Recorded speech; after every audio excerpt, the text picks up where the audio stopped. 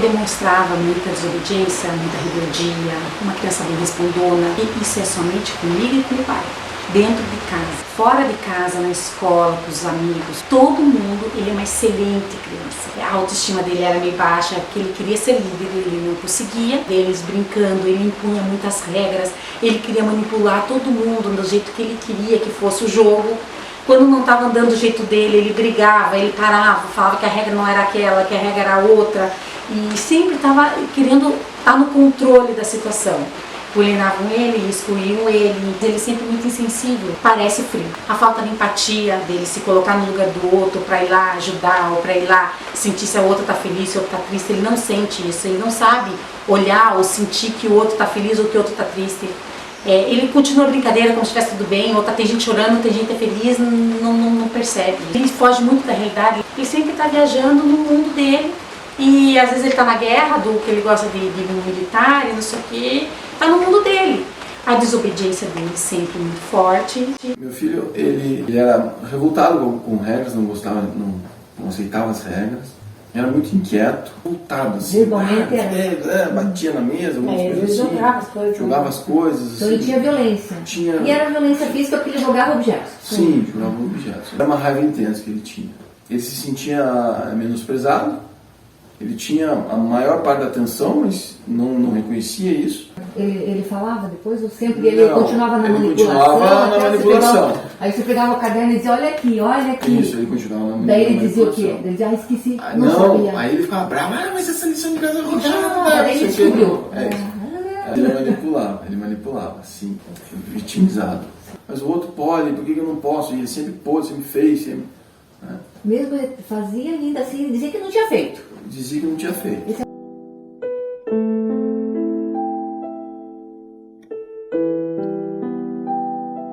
Qual o diagnóstico que ele recebeu? Transtorno de hiperatividade. Tá. Vamos falar de sociopatia. Parece que ele é como se ele tivesse acoplado a uma personalidade de um rei. Que além de ter tudo, ele ainda tem todo o direito. Mas ele tem que ter tudo. Ele tem que mandar em todo mundo. Você notou que quando eu falava com ele, parecia que eu estava falando em código? Você notou que parece que eu entrei no mundo dele? Que a língua de alguém que tem noção muito aprimorada do que ele quer, quando ele quer. Ele nunca foi desatento, ele é muito atento ao que ele quer. Sim. E eu entrei nesse mundo dele, de pessoa que controla, onde ele olha de um outro plano o mundo que nós estamos, e ele tem o tempo todo a atenção no que ele quer e como conseguir o que ele quer.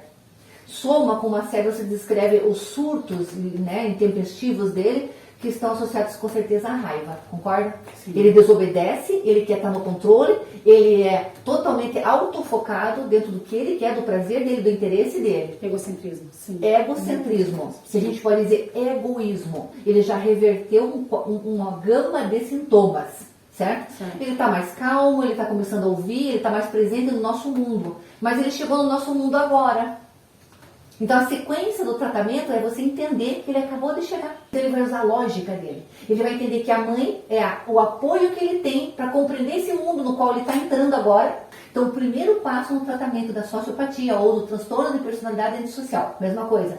A gente vai trazer o paciente ou através de uma intervenção, falando a linguagem dele no mundo dele, mostrando o porquê que ele precisa vir para esse mundo. No caso eu usei uma técnica dizendo, olha, você vai sofrer.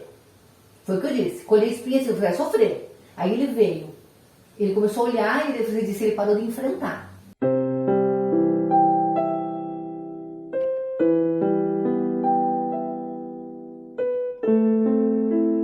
Aí a gente entrou com o floral, mas a gente pode inverter às vezes isso. Tem gente que não tem essa intervenção presente, entra com o floral.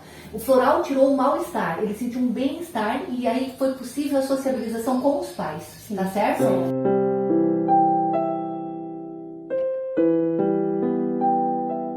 Vai apresentar as emoções para ele. Cada vez que ele tiver algum problema nos relacionamentos, entenda que ele é uma criancinha de 2 anos de idade, convivendo num ambiente de meninos de 12.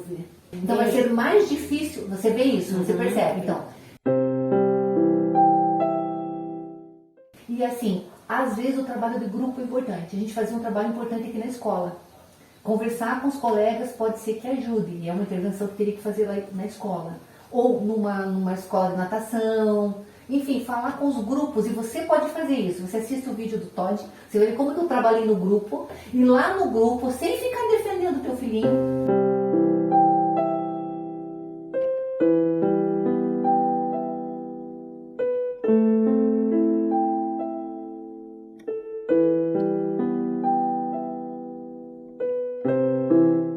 Você vai deixar a primeira etapa aliviar a raiva de todo mundo que foi agredido, ou que se sentiu mal com as brincadeiras dele, com a invasibilidade dele, seja o que for.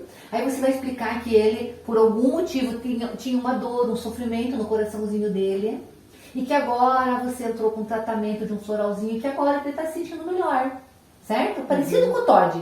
E que ele precisa de uma chance para aprender a se relacionar agora. Quando convém para ele, ele faz. A dificuldade da sociopatia é que eles são altamente manipulativos. Sociopata de verdade, ele não vai se abrir nem com psicólogo, nem com ninguém. Você consegue pegar em casa? Sim, muito. É só você pedir o chinelo em duas situações. Numa em que ele saia de uma tarefa pior, e na outra onde ele deixe de assistir televisão, você já vai saber se ele tem empatia ou não.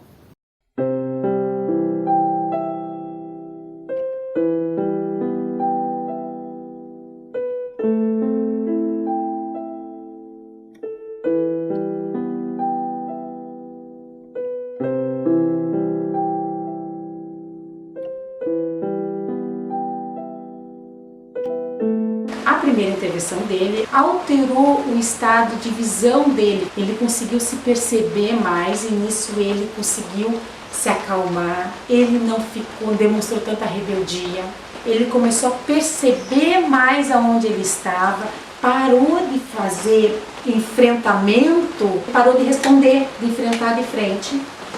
E assim melhorou muito a obediência. Após o floral, foi assim, parece que foi uma chavezinha assim que terminou de fechar.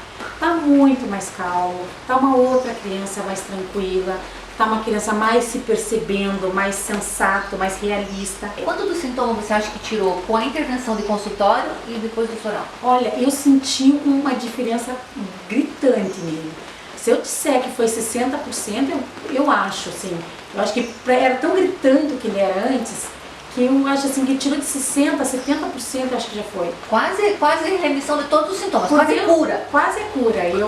Se ele continuar assim, já está muito melhor do que já estava. Porque o social dele já está ótimo perto do que estava. A relação com a gente, com a mãe, com o pai, já está muito boa.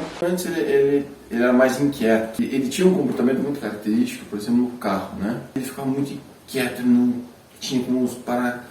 Ele ficava infernizando o irmão, ele ficava cantando, sacolejando, não sei o que, tal.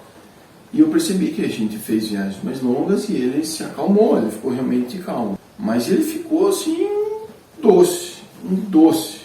Então esse foi o primeiro fato que eu observei muito claramente. Ele anda mais concentrado nos afazeres dele, de casa, das lições de casa. Pois então, filho, tem que fazer. Não, quando eu chegar em casa eu vou fazer. Ele chegou em casa e fez. Isso é uma mudança. Essa é uma mudança. Porque ele era muito reativo. Ele era muito reativo, ele não queria fazer, não precisa, eu sei tudo esse negócio, não serve pra nada, não sei o que.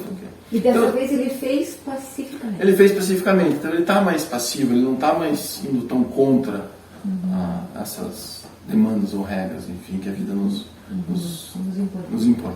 Né? Então hoje ele tá mais calmo, ele está mais contido, ele está até mais racional, eu diria, ele entende mais aquilo que a gente quer explicar para ele não é tão reativo, ele aceita melhor as coisas. O irmão, por um momento, falou, não, eu vou junto. Daí ele, não sei, eu vou junto, assim, mas era só eu, não sei o quê.